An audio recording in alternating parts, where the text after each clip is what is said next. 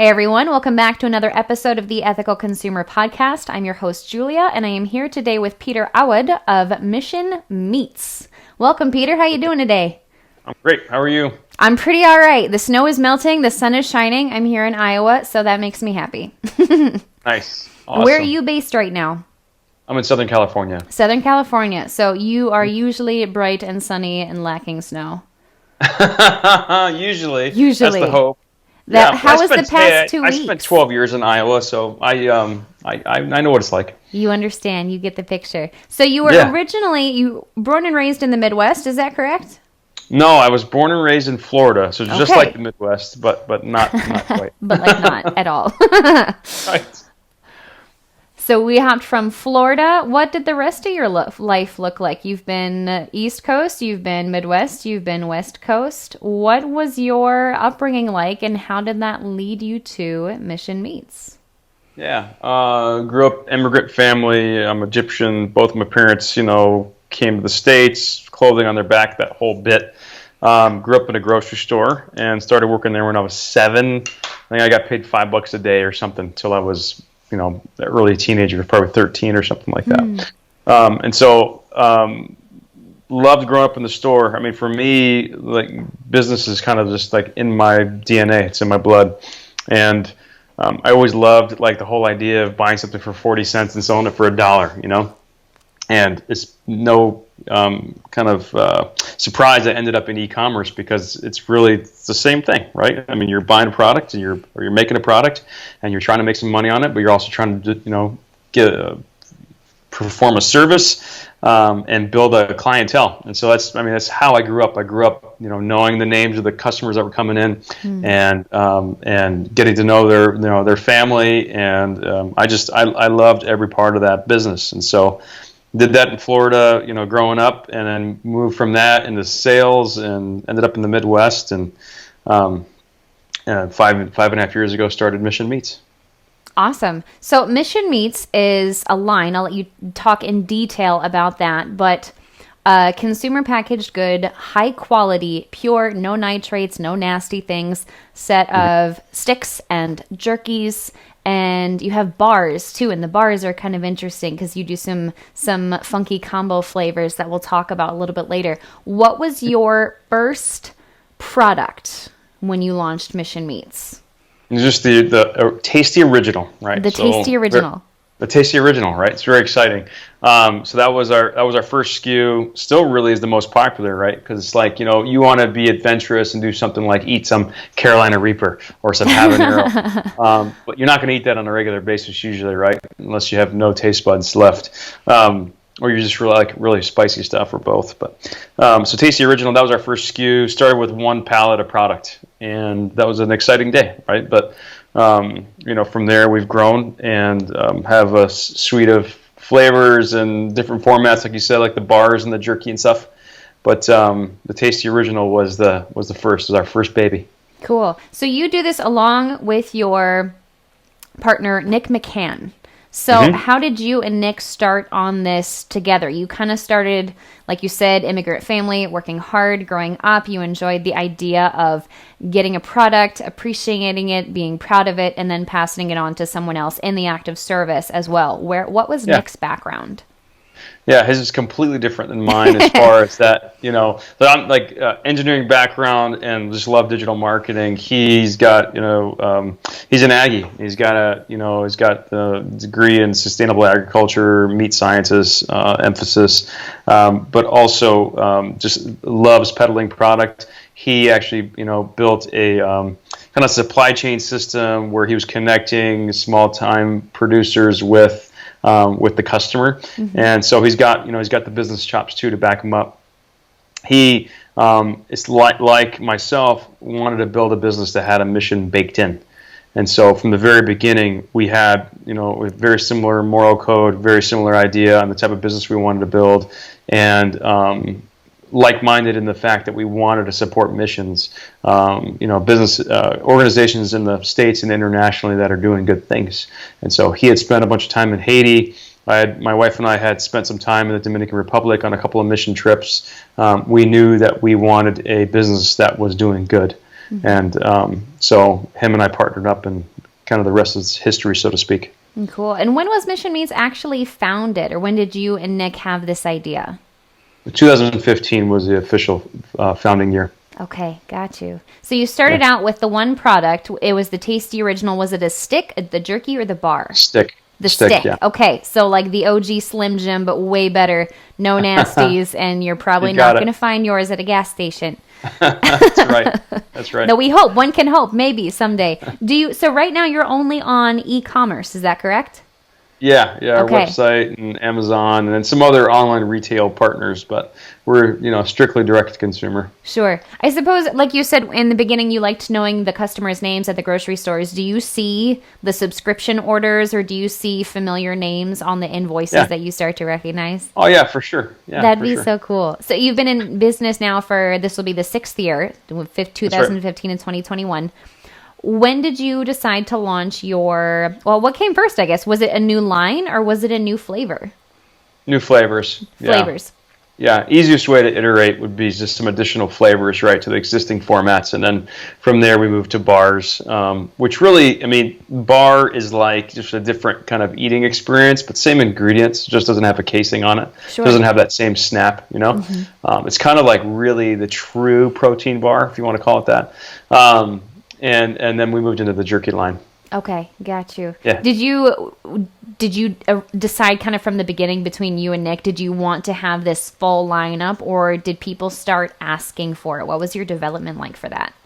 Yeah, it's both a kind of an innate desire to continue to tinker, but then also customer demand, right? You want something spicier. Like we released the Carolina Reaper, which, if you're not familiar, is officially, unofficially the hottest pepper on the planet, right? So they've got a couple other peppers that are in the mix that are not commercially available yet that are hotter, but this stuff's hot as crap, right? And so we released that kind of like to fill a need, but it was supposed to be a limited edition product. But since then, it's been kind of a huge mover for us because evidently, if you're not aware, there's a lot of people that like to just completely melt their faces on food.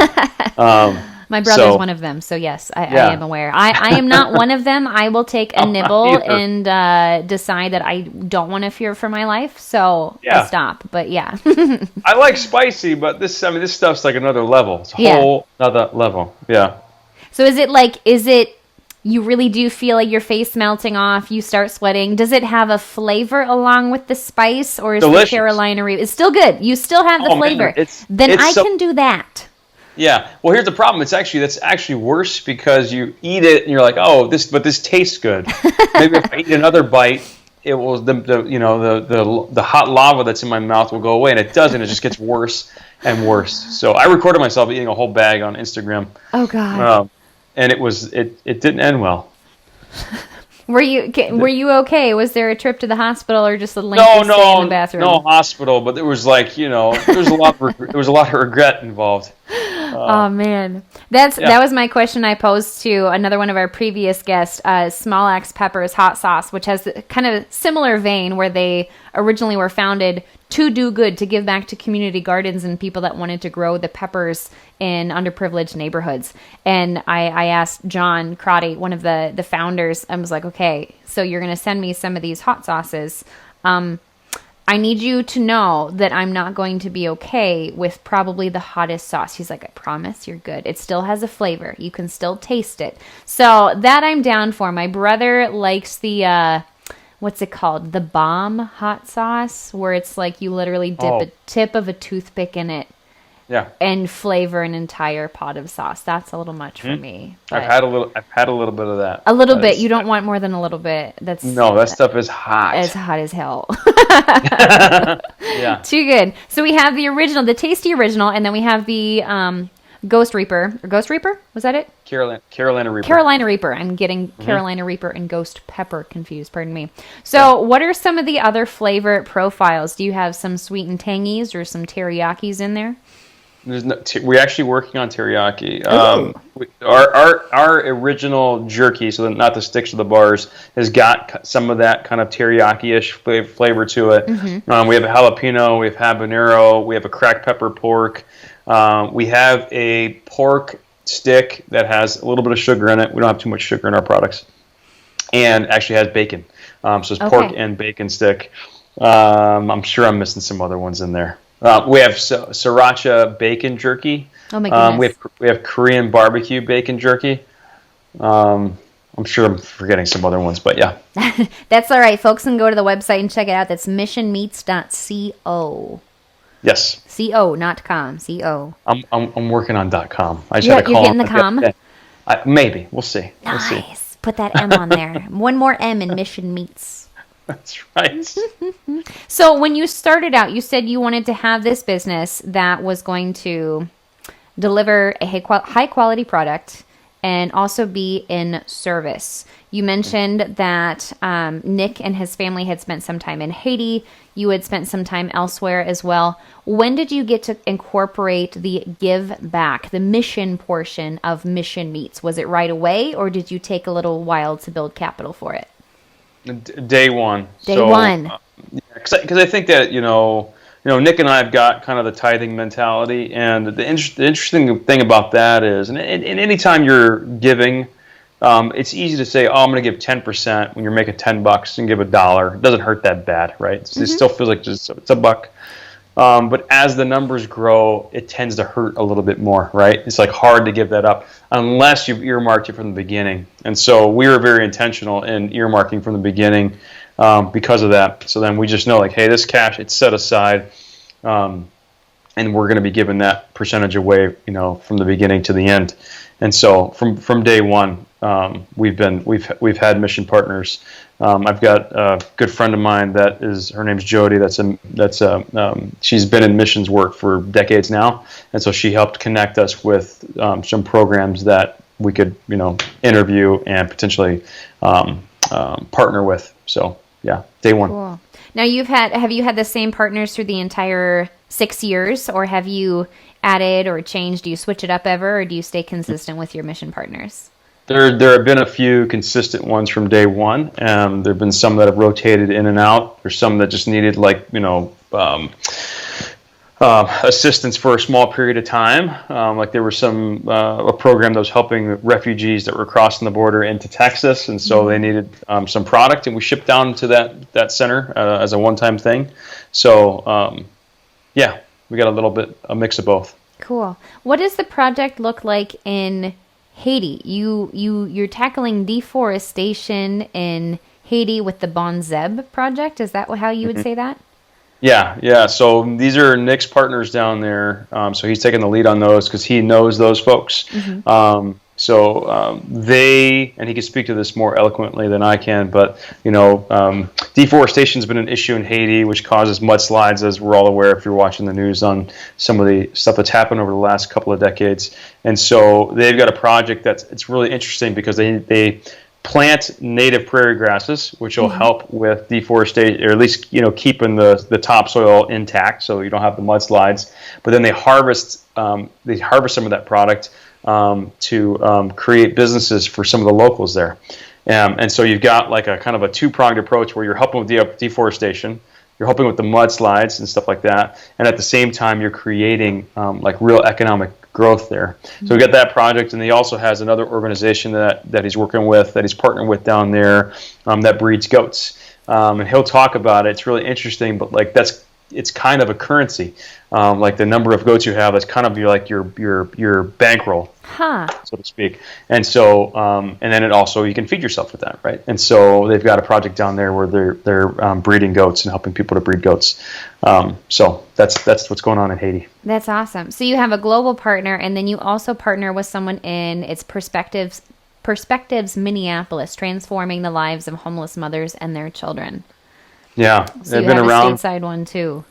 Yeah. We've got quite a few that we work with intermittently. Perspectives has been there probably since the end of year one or beginning of year two. I can't remember when they came on. And my family and I, we've got 4 kids. We've toured that facility. They've been around almost 30 years, I believe. They're like in year 29 or something. Okay. And the statistics that they can spout are really kind of incredible. And their focus is on bringing mothers and their children off the streets, giving them housing, helping them to rehabilitate them, and then teaching them some skills that they need in order to kind of like get up and get out of there, and really like transform their lives. Their rate of rescission rate is like incredible, and it's insanely low. And they really like they're focused on folks not coming back. They're like, you're not going to stay here forever, and you're not coming back. Like you are gonna like. You're going to build yourself up, and you're really going to like transform your life. And so it's been a really fun partnering with those guys. Cool. It has to be really gratifying to see, the efforts that you're putting into it. It's a place that you're familiar with too. You said Nick's project is the Haiti project. You've not been there, I assume? Mm-mm. No, but being able, you said you visited the center with your wife and your kids, being able to see all of the good work that's going on with what you're able to, what you're able to donate and what you're able to fund from Mission Meats. Yeah, it's pretty cool. It's actually very cool. Yeah, that's wonderful. So when you started, so the mission was part of it, the giving back was part of it. You also have a very high standard for the ingredients that you're using in all of your products. What are those standards? Yeah, so we've used strictly non-GMO, 100% grass-fed, grass-finished beef, and we want the ingredient list to not read like it's the back of a shampoo bottle. Like we want you to know and I'd be able to identify like what it is that's in there, and for it to be familiar to you.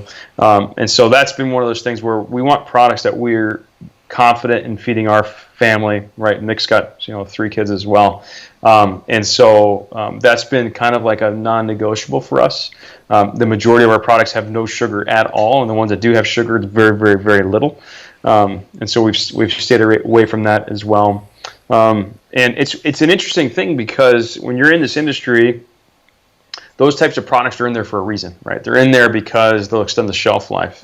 They're in there because they'll increase yields, and what that means is that you'll get more product per pound of meat you put in there, and that drives the cost down. And so I know why they're in there, and it makes sense, right? It's not like they're totally evil people that are putting the stuff in there. There's a reason for it. We just don't like those reasons, right? And so for us, it's like, well, we'd rather have it be a little bit more costly for us and have a little bit less margin, and maybe have a shorter shelf life so that you don't have to put the unpronounceables into your body.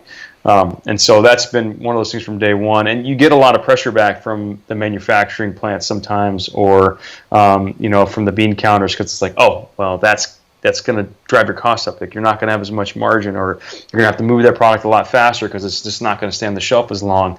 And we just kind of don't care. We're gonna, we're going to do what we feel like is right. Sure.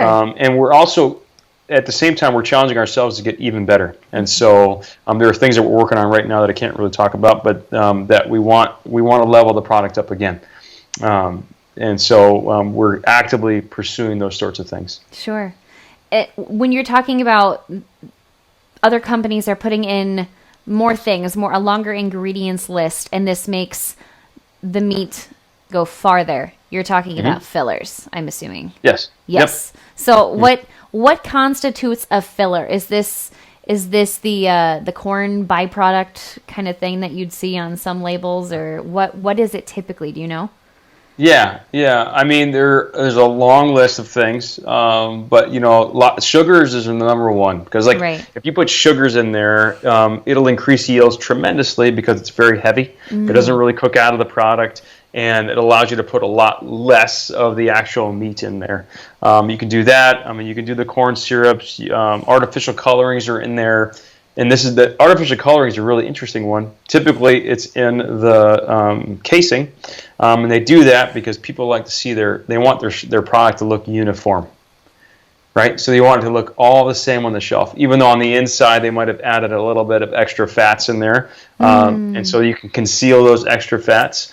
And it's not that we're against fat; it's just that it doesn't look good. It makes for a little bit of a greasier product, and the shelf stability is not as as good. And fats are a lot cheaper. Like you're trying to get some actual meat in your product when you're buying it. So they'll put a colored casing on there so that you can't tell the difference. We don't do that. And it's interesting because folks that are used to buying some of the conventional product, they'll say, hey, well, I got a package of product here, and all 12, they look a little bit different. Like, yeah, they should. One would hope. Should look different, right? When you cook at home, does like every single chicken breast you cook look the same? Does every tomato that you're cooking in your dish, does it look? No, they all look different, right? Mm-hmm. Every mushroom look the same? No, they all look different, and they should look different. You're making a food, not necessarily a cookie cutter copy and pasted product, which is what a lot of, I guess, consumer packaged goods you would find at your typical grocery store or convenience store are going to be, because people really like that familiarity and like that consistency when they're buying something that they didn't make themselves, I guess. Like, of course, if you're cooking something in your own kitchen, you're going to see chef's error and like a different size tomato, or this one had a spot on it, or this one's more orange. But I guess, I suppose I could see someone's reasoning for wanting to have that uniformity. But when you think about food, food is not a uniform thing. No. It's really not. It's a naturally occurring, growing thing, whether it's an animal or it's a plant. And just like people, we all look a little different. It's interesting. It really is. There was an article that I read a couple of years ago, and it was about, I think it was the Simply orange juice, and the Simply orange juice has to have the same color. They have to pass this standard even. And here I'm thinking that Simply is, one of the slightly better brands of orange juice. And even theirs, it has to have the same opaqueness. It has to have the same shade of orange. So it's still modified before it gets put on the shelf, because people want that consistent look. And that's a clear container. And that's going to be the first thing that they see, is that consistency or lack thereof. It's really interesting. The food and beverage industry is a very interesting thing. It's fascinating. Well, here's the thing, though, is like you can teach that out of people, though, right? Like, because that's something that was taught to us. It's like, reading Little House on the Prairie to the kids, right? Mm-hmm. And they set aside the white sugar, right? The white sugar, that was like for when guests came over, right? Like, that was a big deal. The raw sugar, right? That brown stuff, like that was what you guys ate when none of the friends were around, right? You didn't have guests over. And so that was like a thing, like this highly processed product, like that was a kind of a special occasion sort of thing, right? So that was kind of like taught into you, right? And now it's like, what do we want? We want the raw sugar. Like, give me the raw sugar, right? I don't want that white sugar. That's what I put in my coffee.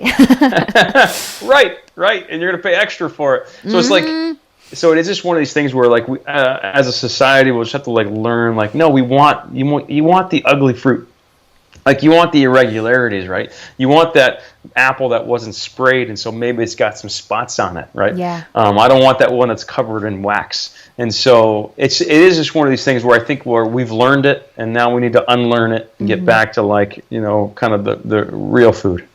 I've not yet done it, but a few friends of mine have some. Oh gosh, maybe I shouldn't product drop on the show, but there's varying programs for this. Misfit Market, I think, is one, and Ugly Food, and I've not done it, but even at the grocery store, they would have an ugly fruit bag or an ugly vegetable bag or something like that didn't pass that standard. And I think growing up, I didn't realize that even produce had to pass a certain consistency standard for it to be considered shelfable produce and not like ingredient produce, because usually all of the ugly fruits, those are the ones that are going to be selected to be ingredient fruits, from my understanding. So at least there's not as much waste, but I'm sure there's still a considerable amount of food waste when we go picking through produce and meat. And just anything that can be standardized. The non-standard stuff's going to fall by the wayside. It's such, But I agree. I think you said we can unlearn that. Yeah, and I think there's a movement to do that. So that's right. That gets exciting. Cool. So when you're doing product development now, what are you looking for? And you hinted that you're working on something and can't drop that yet, and that's totally okay. But when you're looking at new developments, do you poll your existing consumers, or do you and Nick just kind of go into the kitchen and test some stuff out and see what happens? Yeah, so he's the mastermind that's in the meat lab frequently. Once to 4 times every month, he's in there tinkering and trying some different things. That's how you find the winners. And so it's definitely a combination of both. I mean, I think for us, we watch and see kind of what consumer trends are, looking like. Flavors we're seeing in other markets, right? Not necessarily meat that we think can port over. That paired with us just polling the audience and seeing kind of what flavors they want next. And we did a survey like that recently. So it's definitely a mix of the two. Him and I both like to tinker, probably to a fault, and so we just like an excuse to go and just try some weird stuff. And we've tried plenty of weird flavors. No, one of the most recent flavors that I think I saw on your website and listened to on your previous podcast was you came out with a fajita stick. Yeah. So this is actually incorporating fajita vegetables. I'm going to assume there's green peppers in there, onions perhaps. So you've created this combo meat and veggie stick. Not that some of your others don't already have vegetable flavor as well, natural flavoring, of course. But do you think you're going to plan on incorporating more sticks that are kind of a combo product? For sure. Yeah, it's kind of a fun project because there's folks that maybe they still eat meat, but they don't want to consume as much of it, or they're looking for ways to get some veggies in their diet also. So yeah, that fajita strip's 40% veggies or 45% organic veggies, and it's actually super delicious. And so it's one of these things where it's like, oh, there are veggies in here. I can't even can't really exactly pick it up, but it tastes like a fajita meal in your mouth. And so we're working on some other meat minimizing products like that. And Nick's actually has worked on and developed a totally vegan stick. Oh wow! So that is almost completely done. I don't know when exactly we'll be fully commercializing it, but it is that's been complete. That was a kind of a tough project for him, but he was able to make something very tasty. I would imagine that being a meat eater himself and being in originally the meat business, the sustainable agriculture business, he would be able to create a product that is going to satisfy meat eaters and non-meat eaters. I find sometimes when I get a meat substitute of some sort, sometimes I just want to know that I'm eating something that's filled with vegetables. And sometimes I want to eat something that very much resembles the meat that I don't eat as frequently. I do eat meat. I do on occasion. Not as often. I would be one of those people that if I had the option, I would reach for the 45% vegetable stick, or if there was a vegan stick, I'd probably reach for the vegan stick. But I like trying things all across the board. I think it's important to know where your food comes and know where the quality of it is. And sometimes, unfortunately, produce is just as fault with slave labor and not livable wages. There's a lot of things to consider. That maybe be a topic for a different day, but lots of things to consider when you're picking out your food. So that's exciting for me. Do you? It's okay if you can't divulge it. Is it a vegetable based, or is it still a protein based stick?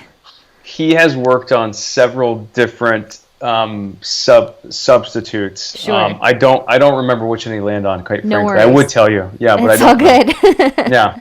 We'll look for that in the future. That's maybe on the timeline rolling out in the next year or so, or farther in the year or so? Well, I will watch for that and let me know when that comes out, because I would definitely be interested, and I'm sure a lot of our listeners would too. And I love that you're open to that as well, because I know some people are, it's meat. I'm never going to touch a veggie stick. I'm never going to do this. And that's fine. That's their prerogative. That's cool. It's their company.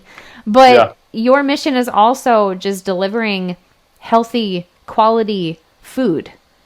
And that doesn't always have to be meat either. What do you eat on a daily basis, if you don't mind sharing your diet? Or you can share your ideal diet if you want to. It's okay. You can eat potato chips. No, I love potato chips. I'm all over the board, man. I mean, like I said, I've got 4 kids, and we're very adventurous in our diet, and so I'm eating it all, man. I mean, we're not strictly just meat eaters. Melissa, my wife's mom, went through some cancer treatment a long time ago, so we were on like a total raw vegan diet for a while to kind of support her. So you name it, we eat it. And my kids also, they're very adventurous. We've done a lot of travel, and so yeah, I couldn't tell you what we eat on a normal basis. It's all over the board. All of it. Do you have a favorite food, or still all over the board? It's an even more specific question, I know. Yeah. Oh, that's a tough one. Do I have a favorite food? I'm going to be very, very boring here. So, part of this grocery store upbringing, like it was a sandwich shop too. Oh, cool. I'm a sandwich guy. Like, I love sandwiches. And my wife, she's a kind of a sandwich hater. Oh, Can I say? Yeah, she's a sandwich hater. And so then I've got my sandwich buddies, right? So we go and we just try different sandwich shops all over the town here. So, yeah. So it's not a food group. Sure. Well, maybe, yeah, but that works. Sandwiches work. It's a delivery mechanism. Yes. Sandwiches have been underrated in my life, I feel like, because I went through a period of time, as I think a lot of folks have at some point or another, where I was like, I'm not going to eat bread. Bread's bad for you. It might have been in my mid-20s with some body confidence issues at that time. Who knows? But I just kind of stopped eating it. But then I incorporated it back in. Bread is delicious. I love carbs in moderation. And then Matt, my fiance, started baking bread prior to the pandemic, though we were those people that went out and bought like a shit ton of flour when that happened. But he was baking before it was cool. And sandwiches. Yeah. 100%. There's such a satisfying thing to a sandwich. So I hear you. I'm with you on that. I would rather eat a sandwich than a salad all day long. Salads are not satisfying to me, unfortunately. I wish. But You could make a good hearty salad, but the sandwiches are just like, to me, if you can pour some love into them, you will. Even my kids are like, Dad, you make the best sandwiches. I'm like, I know. I grew up in a sandwich shop. Like, there are some certain techniques involved where you can take that thing, go from like a 5 to a 10. Yes. So yeah. What kind of a sandwich shop? I'm picturing. So one of my favorite places in Des Moines, and oh my gosh, I'm not able to remember. Did you spend much time in the Des Moines area at all? Not a whole lot. No. I know Fong's Pizza. Yes. That's good stuff. They have like 3 locations now. They expanded. Yeah. Pretty significant. There's an Italian shop. Is it B&B Market or something? I don't remember. Now I'm upset, but it has the best Italian sandwiches with all the oil and the peppers and the vinegar, and that's where we do sandwiches. Now I'm hungry. Let's talk about your food again, because otherwise I'm going to want a sandwich. So you have the sticks. The sticks were the originals. Then came, did you say the strips? The bars. The bars. And then the jerky, and then the fajita strips are like kind of the newer addition. There we go. I'm getting bars and strips and using those ones synonymously. There we go. Got you. So do you test out? You said you're only satisfied with food you feel comfortable feeding to your family. Are they the best taste testers ever, or do they get sick of it? They're probably getting kind of sick of it. And it's really weird because I thought for sure I would never get sick of, meat snacks, but it's like, man, I have tried a lot of meat snacks. I've consumed a stupid amount of meat snacks. I might be a little tired of eating meat snacks. Can I say that out loud? Yeah, I can. Oh, no. That's okay. But, you have new products coming out. But it's really fun when we get all kinds of, R&D products delivered to the house, and then we can just create this taste test, and I have them kind of blindly taste them and vote on their favorite ones without knowing the flavors or anything. So yeah, they're good taste testers. Nice. Good. No one's so far turned down. Did you have a flavor that you tried that everyone was just like, no, don't do that? Yes. Oh no. Yeah, for sure. We did a Moroccan bar. I actually love it. I think it's delicious. But it's some Middle Eastern spices. It's very, very strong flavor, and it has golden raisins in it. Wow. And it's kind of like there's a Middle Eastern dish that we mimicked, and I thought it was delicious, and it was universally hated. So we have not released that one. I feel like that would be the one that I would reach for. So if you come back out with that, you let me know. Well, that would be tasty. I thought it was very good. Yeah. The sweetness, it's nice when there are all flavors presented, like going back to the spiciness. Like if it's just spicy to be spiced and just a shock value, not so much. But like when it has that flavor behind it, when it has that sweetness, I think it's nice to get the full experience, not just be salted like crazy. Now, so you said there's very little sugar added. Do you know, like when we're talking Slim Jim and gas station kind of jerky and sticks and things like that, how much sugar is usually added? Do you have an idea off the top of your head? I don't know, just because we've mostly stayed away from it. So 95% of our product line has no sugar, like nothing added. None, zero. No, nothing. And then our jerkies have a little bit, but it's like, I don't know, it's a gram of serving or something like that. And then our pork bacon sticks have a little bit of sugar because the bacon's got some sugar in it. But almost majority of our sticks have no sugar, nothing.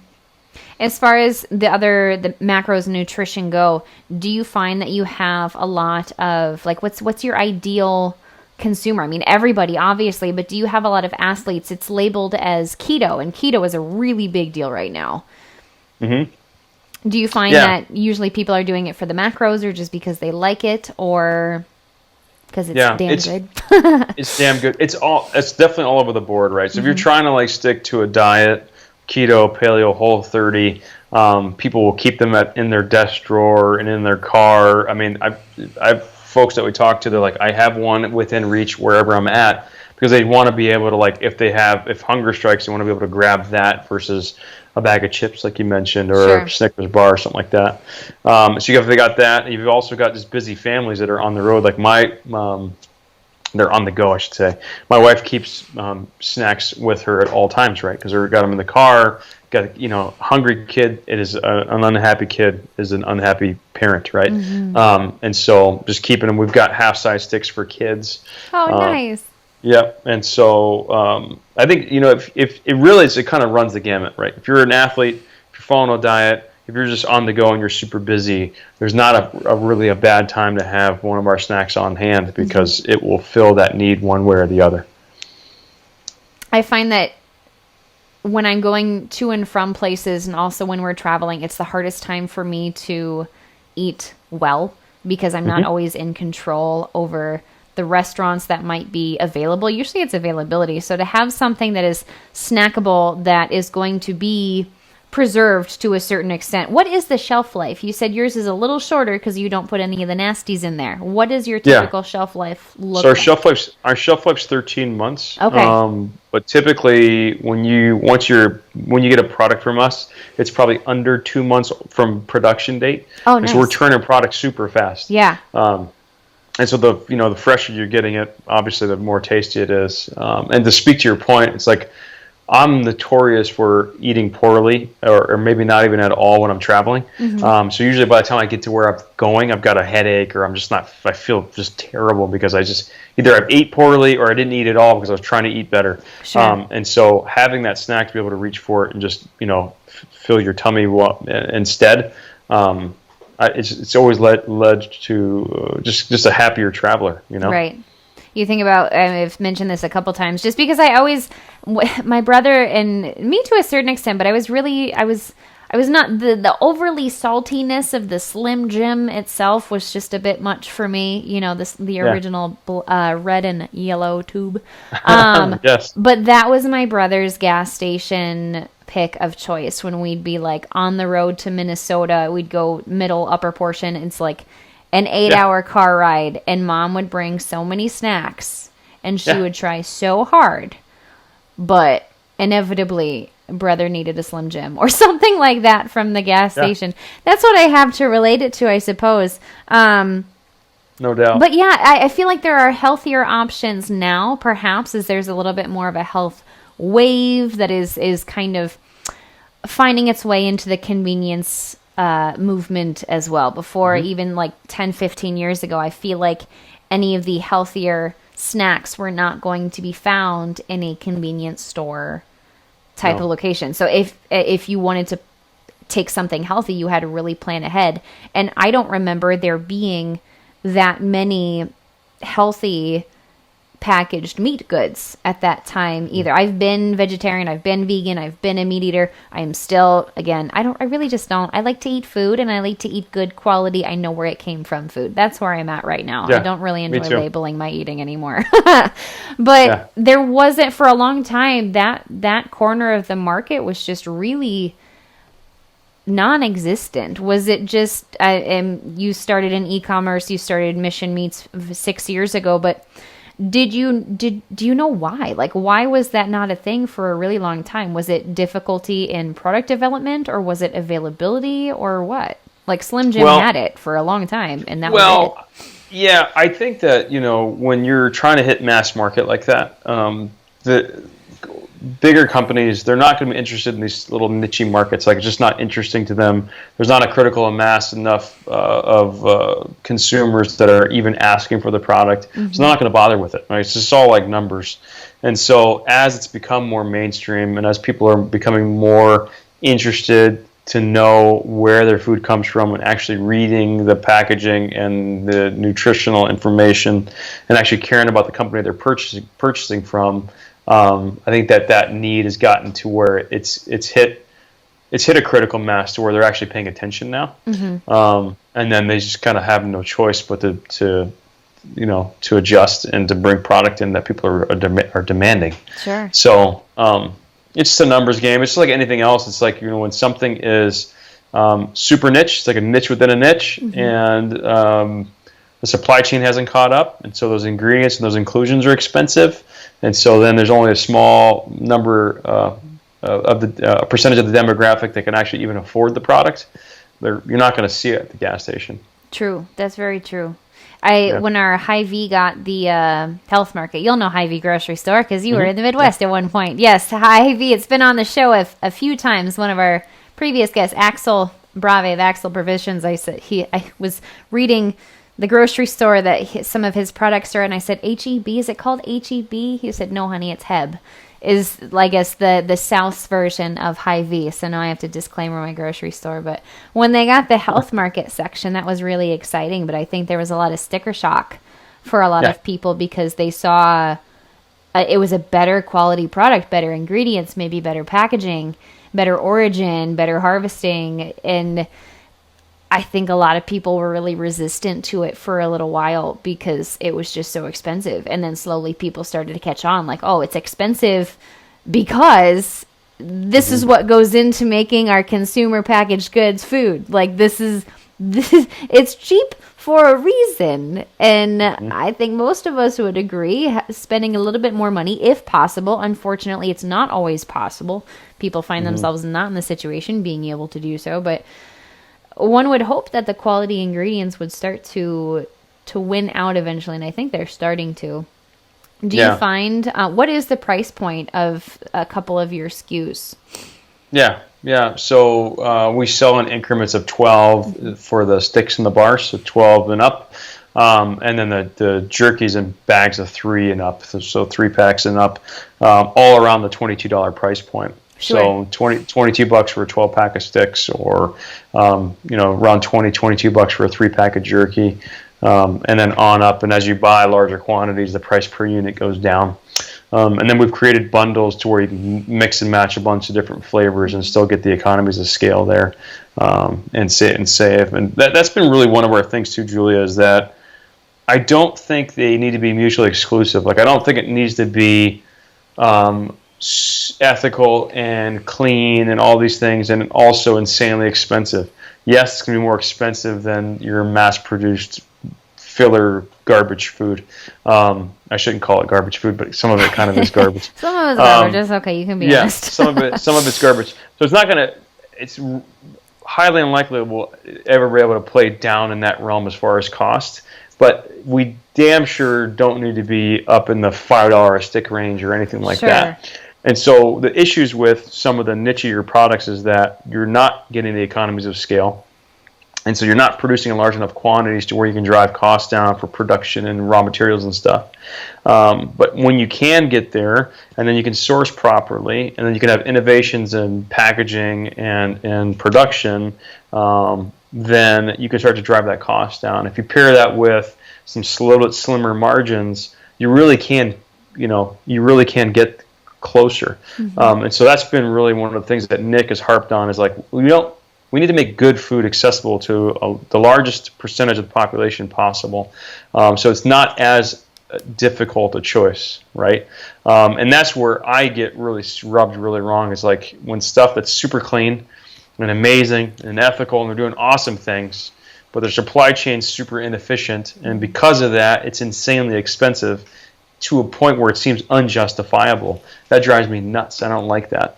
Sure. And so we're constantly looking for ways to increase yields and drive the cost down so that we can pass the savings on to the customer. And that's another reason why, for us, that's really another part of our mission. And we really don't even market the fact that we give back and all this stuff. It's there. You can find it on our website. But it's not like we don't put that. That's not our first foot we put forward. We want to win with a clean product. We want to win with the fact that you can identify all the ingredients and that it's delicious. If you like those things, cool, we win. And by the way, we give back. And if that's something that you're interested in, cool, we win there. If you don't, that's okay. We're going to do it anyways. It's in the about us section on your website. Like, hey, by the way, we do this too. It's really cool. I like that. Yeah. I always appreciate both. I appreciate the humbleness of companies that are like, we're going to serve you a super awesome product, and then we're going to do this too. It's and it's in your title if folks are looking at it too. And you actually have a podcast as well. Are you going to, let's see, so the last episode was out. I just re-listened to it today. The last episode happened last spring, 2020 spring or so. You were going to take a summer break. What do you think? Did COVID just like completely derail it, or are you coming back someday? I don't know. Here's the thing. You don't have to make a decision right now, man. No, I know. It's like my art project, and I love podcasting. I love talking to people. I love talking shop. I love learning about what others are working on and their mission. But we've got too many things going on. Yeah. And so it was supposed to be a summer break. We were ending season 1, and then it hasn't come back. It may. Mm-hmm. Well, it's yet to be determined. What was the premise behind that's the second podcast you've done, is that right? What was the premise behind the Live Your Mission podcast? What kind of guests did you have on? Yeah, so it was founders that had a mission component baked into their company. And so we'd learn about what the mission was, what the business was all about, and kind of how it all tied together. Mm-hmm. For us, it was like sharing that story so that folks that were in if they're in business and they wanted to bake a mission into their company, they could see kind of how others have done that. And also, quite frankly, to shake people up and say, hey, I'm working on something, it pays the bills, but it's really, I don't have a passion behind it. It's not my mission. I need to find one, right? Sure. And it's not that you just like up and leave your company or your job, but that you can just at least pause and reflect on what it is you're doing, what purpose there is behind it, and what you could add to it. What was the first podcast that you'd done? It's called Slow Hustle. Slow Hustle. Was that more of like a business coaching kind of podcast, or what was that one like? It was born out of the fact that I feel like every entrepreneur that I know, including myself, runs kind of like more of a manic personality where you're like, you have extreme highs and extreme lows. I don't know what you're talking about, Peter. Right? That's my idea, right? And so I kind of wanted to flesh that out and kind of figure out how to level out the peaks and valleys, as a guest said previously, and to really kind of bring to the surface that it's not work-life balance. Like I don't believe in that. I think it's work. You're living at work and you're living at home. It's just life, right? Mm-hmm. There's no work-life balance, and so it's more so kind of like seeing how they intersect, how they interact, and just really kind of like taking maybe like a marathon approach to it, and understanding like life is all process, right? It's just like process, and then you die. And so Sad. sad. So it's understanding that it's just like just appreciating the moment, still being driven, not like getting rid of any of that like drive to succeed, but just like appreciating the moment and not getting like sucked into the treadmill of like constant growth and constant improvement and letting that kind of get you down. And so that was, kind of in a nutshell what Slow Hustle was about. And that we did a couple hundred episodes over the course of a couple of years. That was a really, really fun project. Can we still find those 2 podcasts out in the interwebs, or have those dissolved into cyberspace? Live Your Missions Up. Slow Hustle, I think, can no longer be found. Oh, no. Yeah, I think it was about a year ago. I took everything down. Okay, so. Guess you have to do it again. I'll have to do it again sometime. But the wisdom lives on, and at the end of every episode, I always like to ask our guests, do you have any suggestions? Do you have any advice, any books, any quotes that you have for either entrepreneurs along the lines of the OG podcast, or for consumers, or both? Yeah. It's a tough question to answer. I think that my advice usually can be summed up into pay attention. And so, like, pay attention to the life you're living and the food that you're eating and the choices that you're making, and just don't run your life on autopilot. Like, really pay attention to what brings you purpose and fulfillment, and what doesn't, what bogs you down and what lifts you up, and just try to get more of one and less of the other.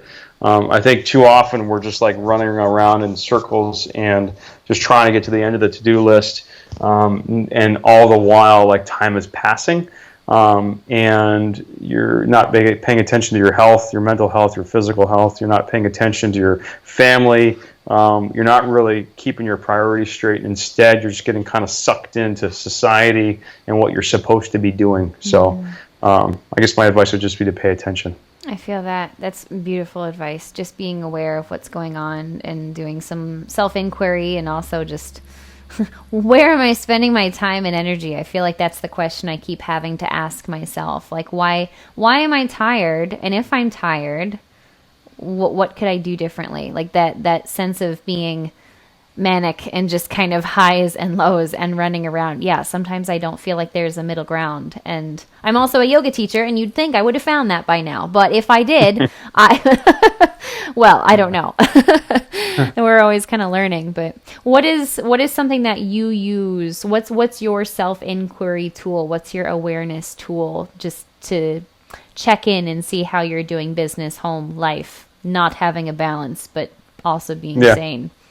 Yeah, it changes for me quite frequently. But this last 8 months, I've been carrying around this planner. You find it on Amazon. What the heck is it called? It's called the Legend Planner. And I just landed on that one because I like the way that it was structured. But in it, it's got, let me grab it real quick. Sure. It's always by my side. And there's a lot of different sections in here. But initially, you fill out your awareness and self-discovery. So what brings you joy and good feelings? What would you do if money wasn't an issue? What's most important in your life? What do you want to give back in the world? What's a successful life look like? What's a perfect day look like, right? And so I've got that filled out, and I filled it all out in pencil. Because things change, and I erase and I add, and as I have epiphanies, I'll write them down and just like have it just kind of be a living document. And I'm going through my dream. There's a list of dreams in there, and then you've got like your 1 year goals, which break down into 3 month goals and 1 month goals and 1 week goals, right? So kind of like planning from behind kind of thing. And so I'm reviewing that on a weekly basis, just to be reminded of like, oh yeah, that's right. Shit, I wrote that down. That's important. Sure. I remember. And I feel like that is important to be reminded and kind of recentered, because I don't know about you, I'm pretty freaking dense, and I'll learn something and then I'll forget it. Oh, right? yeah. And so I got to be reminded, like, oh, that's right. That's what I wanted to do. I wrote that down 2 days ago. I was really inspired, and now I've already forgotten about it 48 hours later. And then just having like a weekly plan, and then there's a habit tracker in here that I check off, the 6 things that I'm really focused on this week, 5 things, and just that constant reminder of like, yes, this is what I want to do. This is who I want to be. This is what's important to me. These are my priorities. These are the habits I'm trying to build, etc. Nice. Thank you so much for that, because I think that's something that I didn't have a planner for a long time, and when I got one, and I have a similar one like that where it has the habits and here's your year in advance. What do you want it to look like? Mm-hmm. I think I'm such a visual person. I need something in front of me. And I need to have a roadmap, essentially, of where do I want to be? What's my course to get there? Now, where am I? How many wrong turns did I take? And what is it going to take to get back on? And not necessarily that concrete. Well, for me, unfortunately, my type A self really likes pens, not pencils. And that's a big problem. But so I like that you use a pencil for yours. I might have to adopt that because I'm not as good as crossing out my pen scribbles. But yeah, it's such a simple tool, and I think it's sometimes overlooked. But to hear you say that, it's nice to know that I'm not alone in needing my paper and pen or pencil planner and not just my Google Calendar. Yeah. Well, here's the thing is like, if you don't do it, life's going to happen anyways. And so you'll be like, oh, where'd the year go? Oh, I tell you where it went. It went in the unplanned category. Yes. And it's like, if you don't plan on where you're going to go, then life's just going to come at you. The pencil is actually, it's the first time I've ever done anything in pencil. So I'm with you on the pen thing. And it was actually the only reason that I got this, like I've made any progress in it, is because I felt like otherwise I needed to have it all planned out perfectly, and I had to have it all written out perfectly, and that was too daunting for me. It was too big of a task. Plus, life changes, right? Your needs change, your desires change, and so realizing like, oh, I can just fill this out in pencil. That was just like kind of liberating. Like, oh, I'll just fill out whatever then, right? And I could just kind of brain dump in this thing, and then I can change it as I go along. Allowed me to actually get started, and then it's also allowed me to say, oh no, this is not written in stone, this is what I want right now, but in a month right now, if that changes, I can just erase it and I can add something else. That's okay, because it's in pencil. So it's really kind of a stupid little thing, but it had tremendous implications for me anyways. For sure. I will be implementing that, because that is my difficulty. I was just talking to a friend yesterday. Her child and I have very similar neuroses, like sticker anxiety. Have you heard of sticker anxiety? Once you get a sticker, No. if your children clearly don't have this, I did. People are going to think I'm crazy. They're not wrong. But if I got a sticker as a child or even as an adult, once you stick that sticker on something, it's not coming off. So you must find that perfect spot for the sticker. It's the childlike version of, here's my pen. If I write this down in pen, I can't erase it. It has to be set in stone. And if I don't do the thing that I wrote in pen, then clearly I'm a failure because it's not changeable. I'm gonna get more pencils starting like now. Nice. Oh man, thank you so much, Peter, for being on and sharing about Mission Meats, your company, Live Your Mission, the podcast, and just the motto that you live by. I think it's a beautiful mission. It's a beautiful company, and I'm excited to see all of the developments that are coming out in the next year or so, seeing new flavors. I always love a good R&D flavor. Search, I suppose, and seeing the results. So we can find you at missionmeats.co. And if at some point CO is no longer working, try .com, because maybe the M will get tacked on the end there eventually. We shall see. And then you are at Mission Meats on Instagram too. Can we find you anywhere else? Are you on YouTube, Facebook, I assume? We're on Facebook. We're on YouTube. You can find us in the Mission Meats at both those places. Mission Meats at both. Wonderful. Well, thank you so much, guys. Again, this has been Peter Awad of Mission Meats and myself, Julia, of the Ethical Consumer Podcast. If you're not already, go ahead and follow us, follow Mission Meats, leave a review if you're enjoying what we're having to say, and we'll see you next time.